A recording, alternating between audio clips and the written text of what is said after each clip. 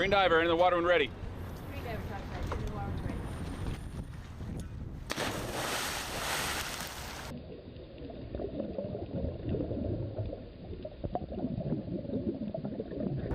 ready. We stood up the lockers with just a scuba diving capability because that's all the Coast Guard had as collateral duty.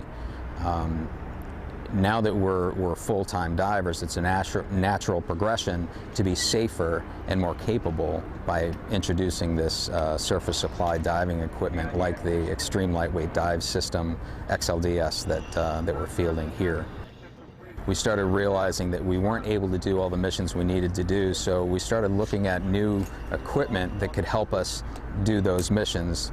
For instance, the contaminated water or mildly contaminated water protection for the divers, as well as some of the things that require a hard hat to dive, using some underwater tools and cutting ability underwater. Scuba is just like you would do recreationally on a vacation or something. You're carrying your air on your back. You're limited to only the air that you have on your back and the skills that you bring with you.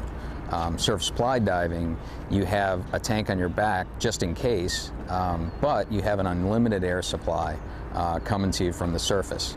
So the diver himself really has an entire team of people topside to take care of any issues or help them get through whatever problems there are down below.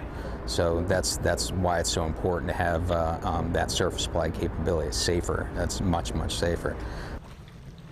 This particular diving equipment provides this hard hat and surface supplied gear, is allows us to completely encapsulate the divers and protect them from the water that they're diving in case there's moderately or heavily contaminated waters, for instance oil or biological contaminations in the water. For instance, Hurricane Sandy, in the aftermath, we didn't have this equipment. If we had this equipment, we would have been a very viable option to be used to go in afterwards and help with some of the recovery.